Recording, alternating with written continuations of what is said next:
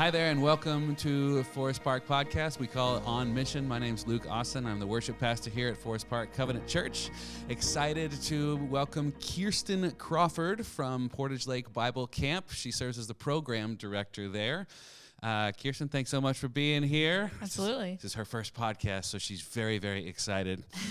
She was here this past Sunday to speak to us, and she's here again on Wednesday night to talk to our students about all that Portage Lake has to offer. This is our first time really meeting, so I don't really know you all that well. I looked up your bio on the Portage Lake website, but for those of us who didn't get to do that, I'm going to do some rapid-fire questions, and then we'll get into the nuts and bolts of Portage Lake. Does that sound good? Sounds great. All right. So first of all, where were you born and raised?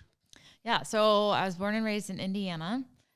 We lived in northwest Indiana, central Indiana, moved, I think, 8 times total, but stayed in that state. So 8 times in Indiana. Okay. Yep. Can you describe the culture of Indiana? I mean, I know it's the Midwest, but what separates that from Michigan?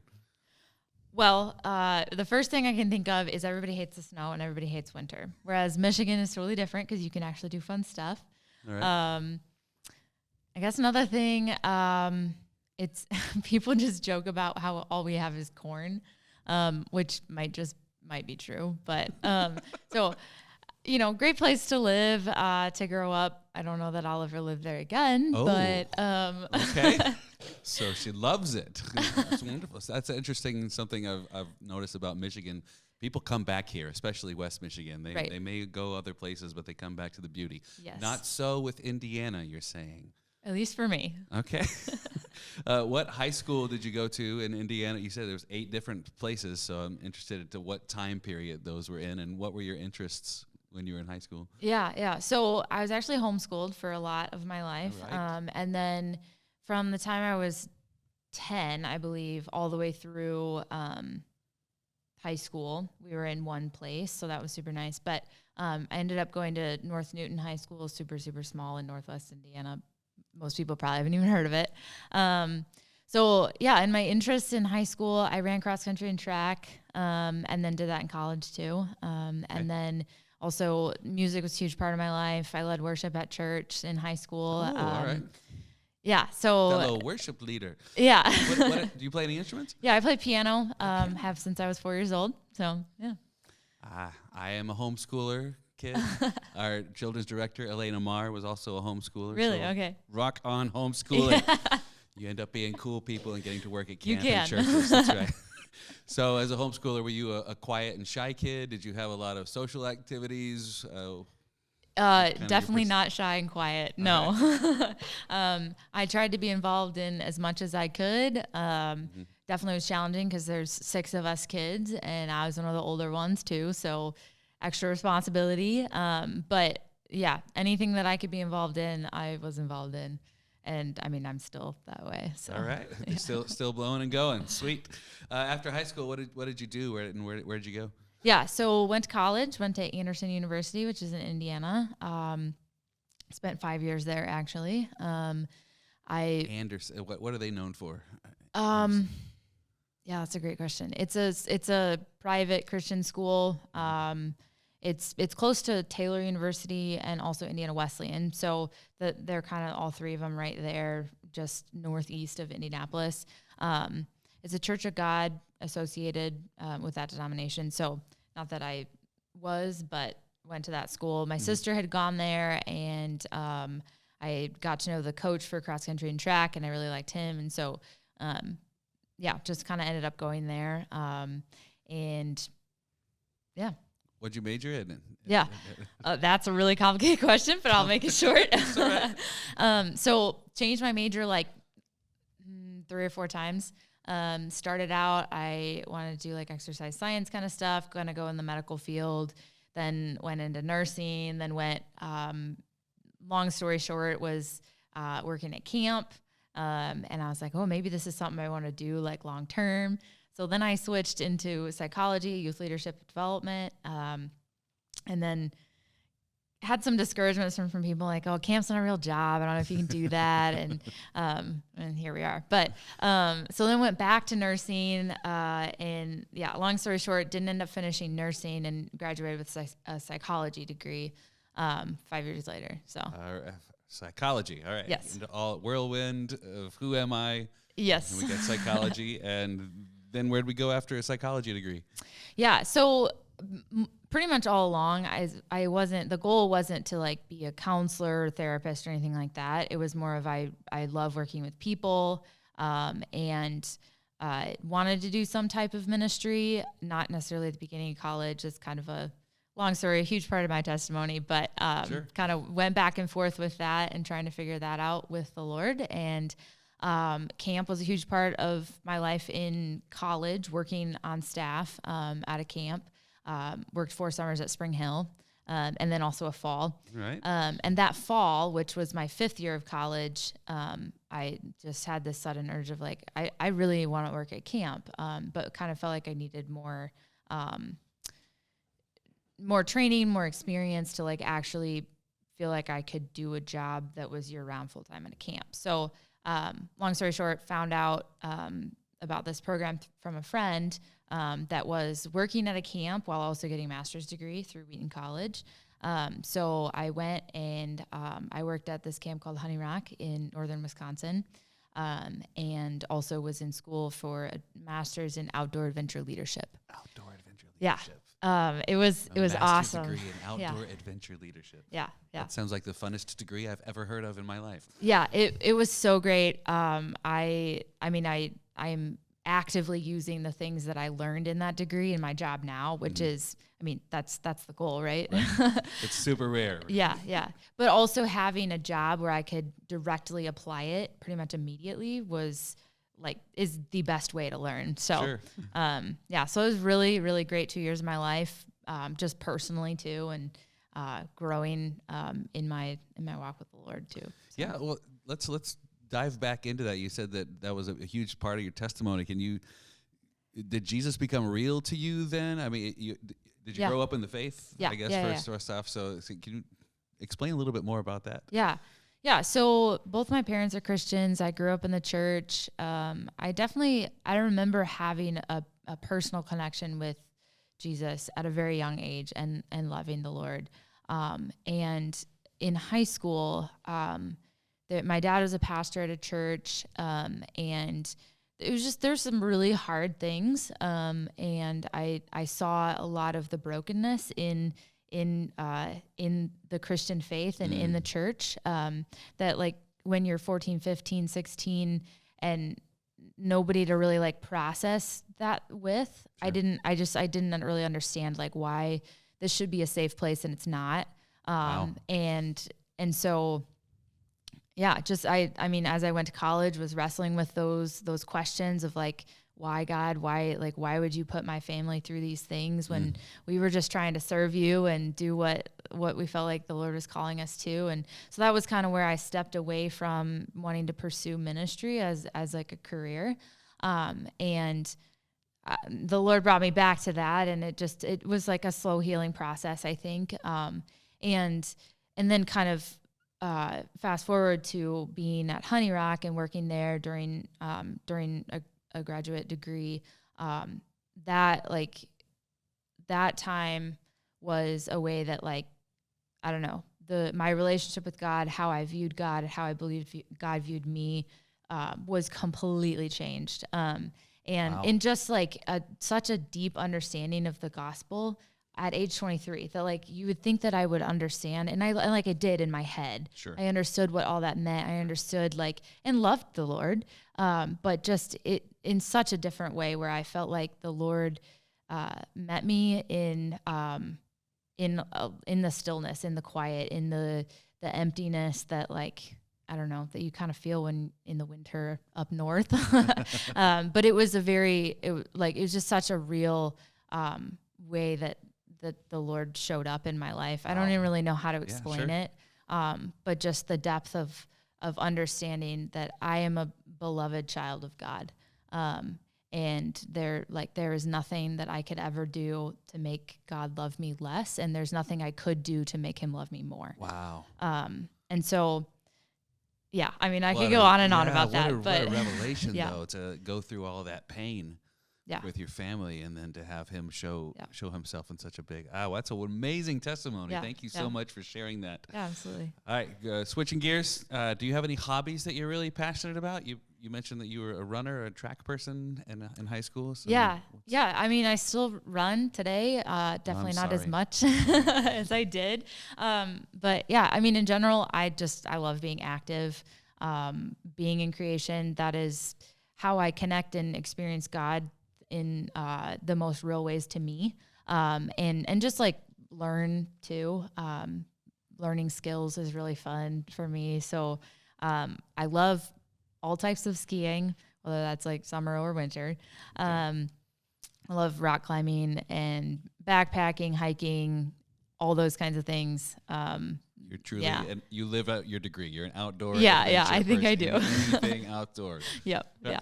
All right. Well, what's something that somebody is surprised to learn about you? Yeah. Apart from the homeschooling, because homeschoolers are just cool. This we know. I was thinking about this question. I'm like, this is such a hard question because I feel like to some extent I'm an open book, but maybe that's not true. But so I guess two things.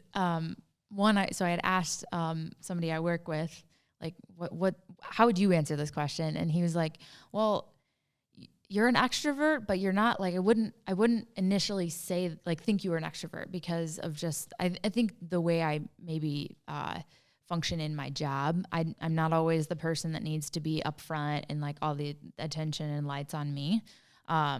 But like, I love being around people and I love like just the connection and like that brings me life. All so it's just like kind of in a unique way, I guess.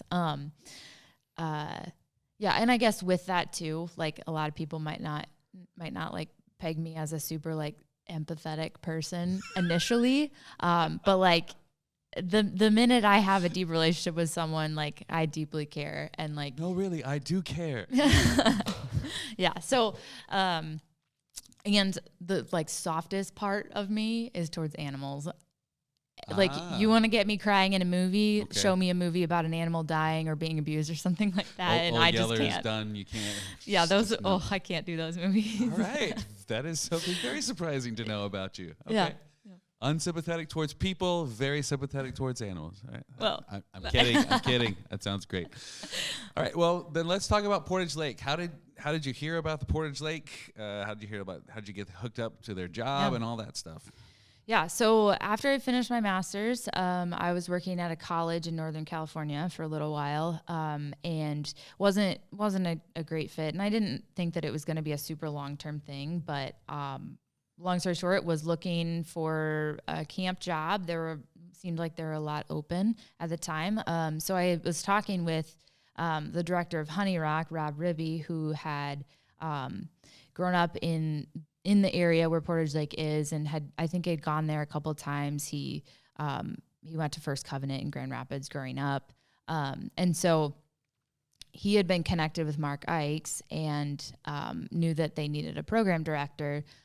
So I applied. I was applying to a lot of different jobs, and to be honest, at the beginning, this wasn't really super high on my list. And as I kind of worked through and had gotten some job offers and some declined by others, and just trying to figure that out. And I the minute I visited, it was super weird because I had almost accepted another job, and then and the day before I was going to accept a job somewhere else, Mark calls me, offers me this job, and I've all of a sudden I was like, I need to go visit this place and just see. And I think, the family environment that we have with year-round staff was something that I knew was going to be really important to me, because camp not in the summer is very different.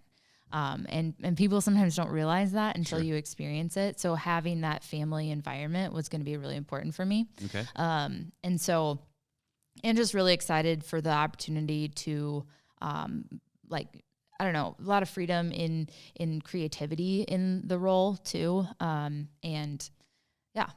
that was kind of how I ended up there, and have been there for a little over a year now. Just over. So you're still just getting your feet wet and finding out what in the world the job is in general. I feel like it really takes almost 3 years to learn a job fully. But we're getting there. I had a mentor say once, first year, just don't get fired. Second year, try to learn what the job is. And then third, try to be good at it. Right. So you're in the just past the didn't get fired phase. Yeah. And now you're going to learn what the job is. Yep. So in your year there, what have you learned about Portage Lake? What is its mission and vision? What is it there for, and what is it trying to accomplish? Yeah. So a couple of phrases that have been used a lot throughout the years is every life impacted for Christ. And so kind of how I see that play out is it's what it sounds, but every life impacted for Christ, meaning every person that comes onto camp has an experience with Christ. Whether that is family campers, whether that is some church that's not even really connected with us or not a covenant church is just coming and using our facilities, that they experience Christ, that our summer staff experience Christ, and everything in between.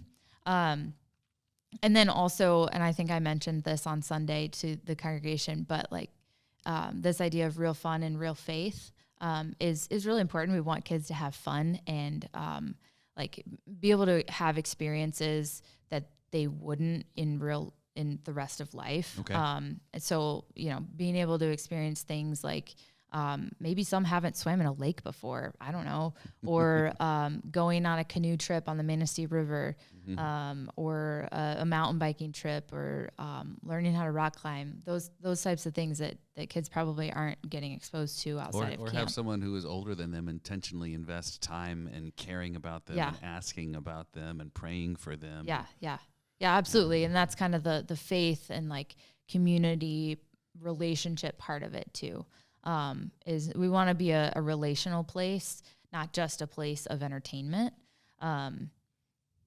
Yeah. Well, we're big on that in the covenant. We're real hardcore on relationships. Yeah, I'm realizing that. Yeah. Well, good. I'm glad. So every year we go and we drop our kids off, and there's banners of the past summer's themes. So can you reveal this summer's theme? Or is that out? All right. Well, let us know what's the theme this year, and then how does that relate to God's mission at Portage Lake?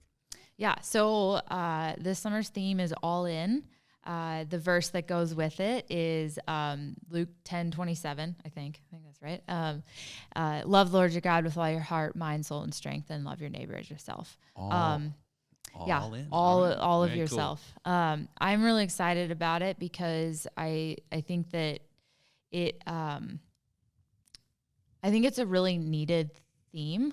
In a lot of ways, it's a needed topic to talk about, how do you actually engage in your faith with God in every single aspect of your life.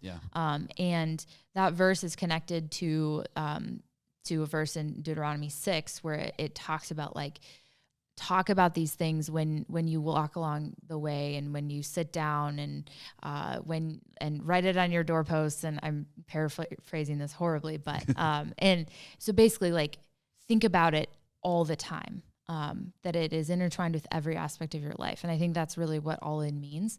But also just our graphic is a picture of someone jumping in the water off the dock. Right. And I just think about that of my prayer is that our summer staff and the kids and the families that come this summer, that they have that intense desire to just jump in fully. Wow. And I think that's where we need to be. That's where God's calling us Absolutely. to be, and just living out the Great Commission. Yeah, that's a deep call to discipleship. So often our faith can seem disjointed with just it's an intellectual thing, or it's an emotional thing, or it's just an attend church thing. Mm-hmm. That's a really strong call. Yeah. Wow. Yeah. All right. All in is the theme this year. I love it. What retreats, camps, escapes, etc. this year as the program director are you excited about? Yeah. So in a couple days, actually, we're doing a college age retreat. And this is kind of a first time thing. We've done recruiting weekends or staff reunions, things like that. But this is very specifically a retreat for 18 to 23-year-olds. We're not trying to get them to work on summer staff. I mean, some might come about, but Sure. That's not our initial intent for this weekend. That's not a big money making age range either. No, it's not, and it's actually free. All right, yeah. That's amazing. Free college retreat at Portage Lake, 18 to 23-year-olds. Yes. Wow. Yeah, so I'm super excited about it. I love that age group, and it's something that we don't really offer a lot for that age group other than come work on summer staff. Gotcha. So I think it'll be really great, and I hope that it continues. So okay. Yeah. Right. Any other? Yeah. Oh, programs? yeah. We have others too. We have the senior high retreat then in I believe it's February 17 through 19. Okay. And then we had to reschedule our Trailblazers retreat, elementary 4th through 6th grade, because we had to cancel it. Yeah, one of my kids is so bummed about that. I know. Like, I was so bummed too. Why do we live in Michigan? Yeah. I was super bummed. Probably more disappointed than anything ever being canceled, because I was super excited about it, and we had a lot of snow, and then it's like now you have this whole weekend, and I'm like, oh man, right? I could have done something. Right. Not only did all that work go into it, but then you're also missing the relationship and impact that you could have had on the kids. Yeah. Goodbye. Yeah. So long. So that'll be the first weekend of March we're planning to reschedule it for then. Well, so. good. Yeah. Good. Is there a specific age group that you specifically like really connect to? Mm-hmm. Yeah, I'd say emerging adult, like young adults, college age. I've done a lot of work on that age group and like studying specifically in my graduate degree. And so, yeah, I mean, I'm not like incredibly far removed from that age group. And so I feel like I really clearly remember, like, these are the things I wish people would have talked to me about, or advice and just support that I would have needed. Mm-hmm. And it's just such a crucial transition time, especially for kids that have grown up in the church and then just, rethinking their faith and like, what does this mean? And like having doubts about like who God is and how to live out your faith. It's really hard to figure that out for yourself. Sure. As an individual, apart from your parents. And I hear people talking about that a lot. And I think that like that's a really important thing to just like press into. A lot of people out of fear don't press into that and just kind of just slide through and then I don't know, try to figure it out maybe. But I just when I really did try to press into that, and having some really awesome mentors in my life, it was life-changing. So yeah. Amazing. Yeah. So as a parent who has sent multiple children to not to Forest Park, they go here, to Portage Lake, I have been blown away by the consistency of the relational building. We typically think of camp as this one-off. We have a high, and then we come crashing down, and we don't think about it anymore until maybe the next summer. But we get postcards, we get handwritten letters from counselors, we get the themes, we get literature, we get text, we get emails. It's this.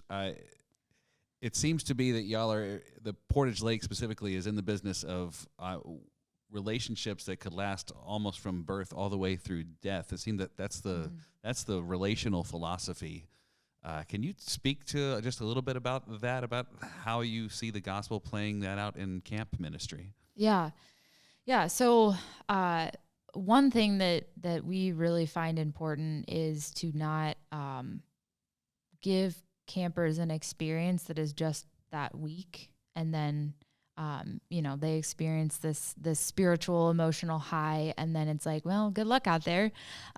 So that connection and staying connected is really important, but also during the week, things like, so last summer I introduced this thing called Morning Watch, where campers got this booklet and they go through and they read a little bit of scripture and answer these questions. It's like a guide basically to engage with God and engage with the Word, so that because that's what sustains outside of camp. And then having discussions, and like, I know a lot of campers will stay connected with their counselors, which is amazing. Because we don't want to create a camp experience where it's like campers just love camp so much and they feel so close to God, but then all year all they do is miss camp and they feel like they Right. have to come back to Right. camp to be close with God, because God is a part of every single aspect of our life, and we want them to know that. Yeah. And so, yeah, it's all about like the longevity of relationships with other Christ followers, but also with the Lord.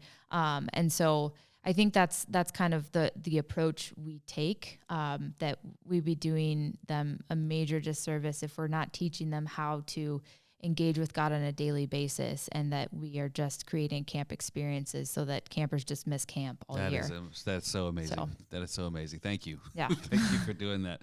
So I went to a clergy cluster this past Thursday and saw Mark Ikes. Is that your boss technically? Yes. Yeah, okay. Well, good guy. Who's the executive director at Portage Lake. And he was so very encouraged that almost all staffing positions have been filled this year. I know that's been a struggle in the past of trying to get all, because it takes, he was saying 38 or something. It was a lot of moving pieces. So can you talk about when all the staffing positions are filled, how is the dynamic of the camp different for both the staff and for the campers that come? Yeah, well, huge. We're still hiring summer staff, but like just tremendously far ahead of where we were last year at this time.